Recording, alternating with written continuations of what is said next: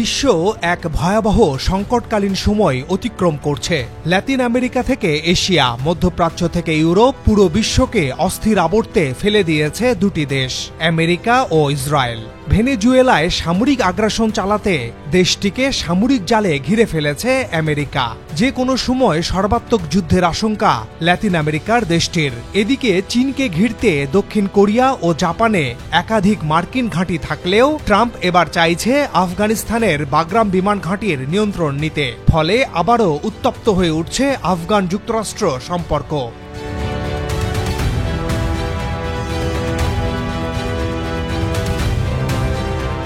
তবে এত কিছুর ভেতর আরেকটি আশার খবর হলো, এবার ইসরায়েলকে ছবক দিতে সত্যিকারের পদক্ষেপ নিতে যাচ্ছে মধ্যপ্রাচ্যের মুসলিম দেশগুলো। বন্ধ হচ্ছে ইসরায়েলের আকাশপথ, একঘরে হচ্ছে ইসরায়েল। কেন আফগান ঘাঁটি ফিরে পেতে মরিয়া ট্রাম্প? বিস্তারিত তুলে ধরব এই প্রতিবেদনে।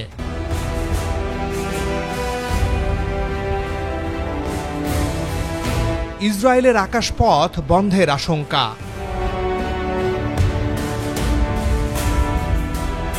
ইসরায়েল ভৌগোলিকভাবে ছোট্ট একটি দখলদার রাষ্ট্র। ভূমধ্য সাগরের পূর্ব উপকূলে এর অবস্থান। আয়তনে মাত্র 22,000 বর্গ কিলোমিটার। কিন্তু বৈশ্বিক রাজনীতিতে দেশটির গুরুত্ব অস্বীকার করা যায় না। এ দেশটি টিকে আছে মূলত তিনটি জিনিসের ওপর: সামরিক শক্তি, যুক্তরাষ্ট্রের কূটনৈতিক ছত্রছায়া এবং আঞ্চলিক আকাশসীমা ব্যবহার করার সুবিধা। ফলে প্রশ্ন, যদি মুসলিম দেশগুলো ইসরায়েলের আকাশপথ বন্ধ করে দেয় তাহলে কি হবে?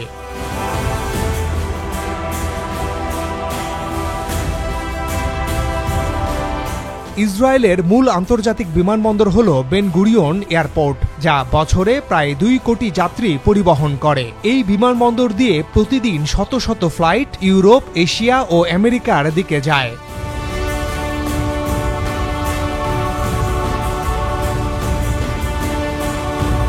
কিন্তু ইসরায়েলের সরাসরি প্রতিবেশী দেশগুলোর সঙ্গে সম্পর্ক জটিল। মিশর ও জর্ডান শান্তি চুক্তি থাকার কারণে ইসরায়েলি বিমান সীমিত আকাশসীমা ব্যবহার করতে পারে। সৌদি আরব 2020 সালে আংশিক অনুমতি দেয়, বিশেষত ভারত ও এশিয়ার ফ্লাইটের জন্য।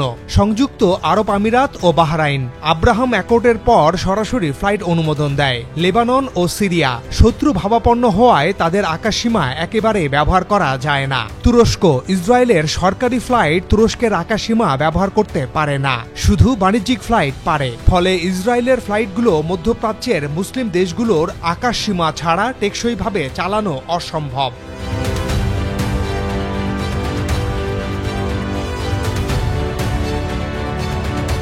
এখন যদি মুসলিম দেশগুলো পুরোপুরি তাদের আকাশসীমা ইসরায়েলের জন্য বন্ধ ঘোষণা করে তাহলে কি হতে পারে? কয়েকটি উদাহরণ দেয়া যাক। ধরুন, ইসরায়েল থেকে ভারত যাওয়ার রুট।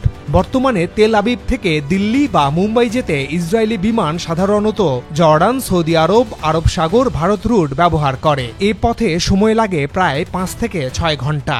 যদি সৌদি আরব বা জর্ডান আকাশসীমা বন্ধ করে দেয়, তবে ইসরায়েলকে বাধ্য হয়ে ভূমধ্য সাগর ঘুরে গ্রিস বা সাইপ্রাস হয়ে আরব সাগরে নামতে হবে। এতে ফ্লাইটের সময় বেড়ে দাঁড়াবে 8 থেকে 9 ঘন্টা, অর্থাৎ অন্তত 3 থেকে 4 ঘন্টা বেশি।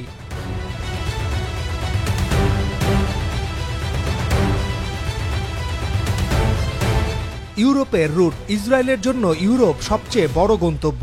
বর্তমানে তেল আবিব থেকে লন্ডন, প্যারিস, বার্লিন বা রোমে পৌঁছাতে 4 থেকে 5 ঘন্টা লাগে। এর জন্য জর্ডান ও গ্রিস হয়ে ভূমধ্যসাগরীয় আকাশসীমা ব্যবহার করা হয়। কিন্তু যদি জর্ডান আকাশপথ বন্ধ করে দেয়, তবে বিমানগুলোকে উত্তর আফ্রিকার উপকূল ঘুরে যেতে হবে। এতে সময় বেড়ে যাবে অন্তত 2 ঘন্টা। আর যদি তুরস্ক আকাশপথ বন্ধ করে দেয়, তাহলে ইউরোপে যাওয়ার একমাত্র রুট হবে সমুদ্রপথ ঘুরে, যা ইসরায়েলের এভিয়েশন শিল্পকে চরম বিপর্যয়ে ফেলবে।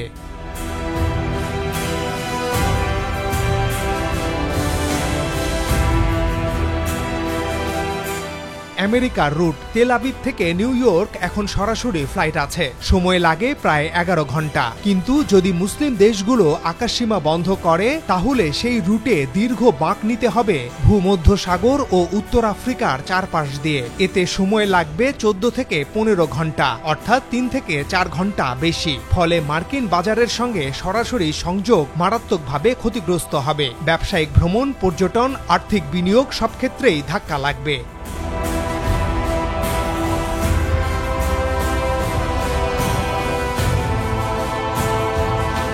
এক প্রতিবেদনে বলা হয়েছে, এর ফলে ইসরায়েলের মোট দেশজ উৎপাদন অর্থাৎ জিডিপি 4.8 থেকে 5.7% পর্যন্ত কমে যেতে পারে। এতে দেশটি মন্দার মুখে পড়বে।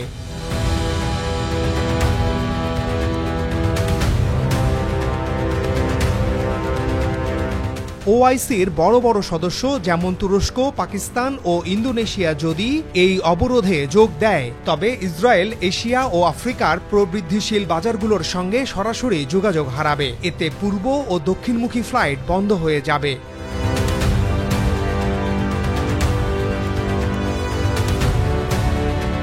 এক প্রতিবেদনে বলা হয়েছে, বিকল্প রুটে যেতে হলে প্রতিটি ফ্লাইটের সময় 4 থেকে 6 ঘন্টা বাড়বে। এতে প্রতি ফ্লাইটে $30,000 থেকে $60,000 পর্যন্ত খরচ বাড়তে পারে। ইসরায়েলের বিমান সংস্থা এল আলের আয়ের 60 থেকে 75% পর্যন্ত কমে যেতে পারে। এর ফলে জ্বালানি খরচ বাড়বে প্রায় 20 থেকে 30%। যাত্রীদের টিকিটের দামও বেড়ে যাবে।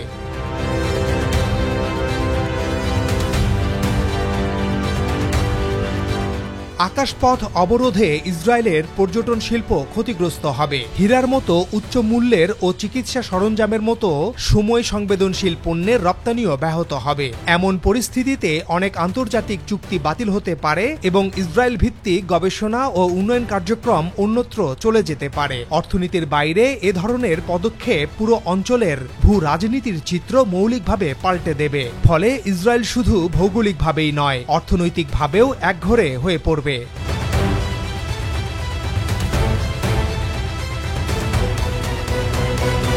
ইসরায়েল যদি অমান্য করে,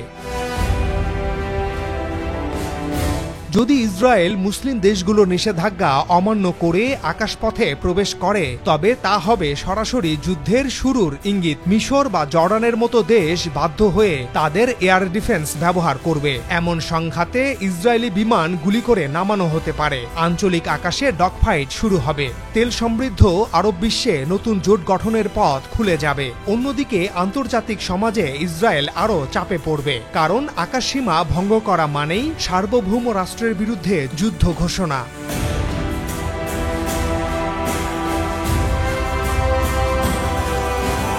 সব মিলে যুদ্ধ ও সংঘাত এড়িয়ে এটাই একমাত্র পথ ইসরায়েলকে শায়েস্তা করার। কারণ অর্থনীতি দুর্বল হলে, বিনিয়োগ সরে গেলে দেশটিতে শুরু হবে নৈরাজ্য। তখন সংঘাত নয়, শান্তির পথ খুঁজতে বাধ্য হবে ইসরায়েল।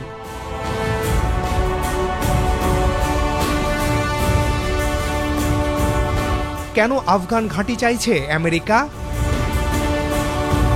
গত বৃহস্পতিবার লন্ডন সফরে ছিলেন ট্রাম্প। সেখানে সাংবাদিকদের সঙ্গে আলাপকালে হঠাৎই তিনি বলেন, আমরা বাগরাম ঘাঁটির নিয়ন্ত্রণ ফিরে পেতে চাই। এই ঘাঁটিটি যুক্তরাষ্ট্রের প্রতিদ্বন্দ্বী দেশ চীনের কাছে কৌশলগত স্থানে অবস্থিত উল্লেখ করে মার্কিন প্রেসিডেন্ট বলেন, চীন যেখানে নিজেদের পরমাণু অস্ত্র তৈরি করে, সেখান থেকে বাগরামের দূরত্ব মাত্র 1 ঘন্টার।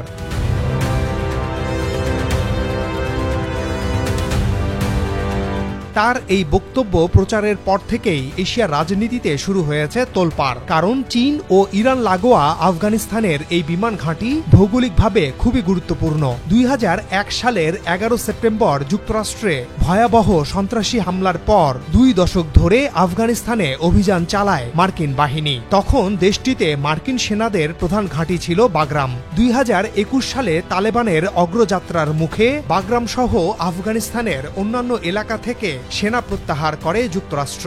সে সময় এই সেনা প্রত্যাহার ঘিরে সৃষ্টি হওয়া বিশৃঙ্খলা বেশ আলোচিত হয়েছিল।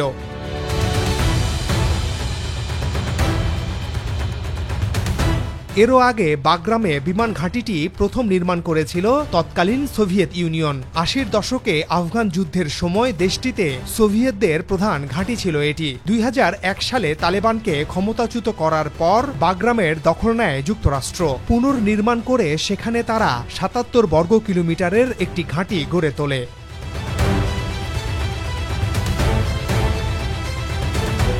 কেন এই ঘাঁটি গুরুত্বপূর্ণ? বাগরাম ঘাঁটি থেকে সরাসরি চীনের শিনজিয়াং প্রদেশ মনিটর করা সম্ভব। আফগানিস্তান থেকে ইরানের পূর্ব সীমান্ত সহজেই পর্যবেক্ষণ করা যায়। রাশিয়া ঘনিষ্ঠ দেশগুলো যেমন কাজাখস্তান বা উজবেকিস্তানকে নিয়ন্ত্রণে রাখা সহজ হবে।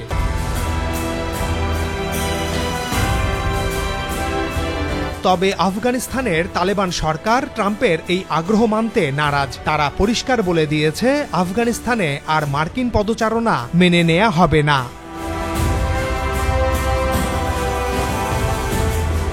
সব মিলে বিশ্বকে একের পর এক অস্থিরতার চাদরে মুড়িয়ে ফেলতে নানা ফন্দি আটছে আমেরিকা। দর্শক, ইসরায়েলের জন্য আকাশসীমা বন্ধে মুসলিম দেশগুলো কি একজোট হবে? আপনাদের কি মনে হয়? মন্তব্য করে জানান। আফগানিস্তানে মার্কিন ঘাঁটি কিসের ইঙ্গিত দিচ্ছে বলে আপনারা মনে করেন? আজ এ পর্যন্তই। সবাই ভালো থাকুন, সাথে থাকুন।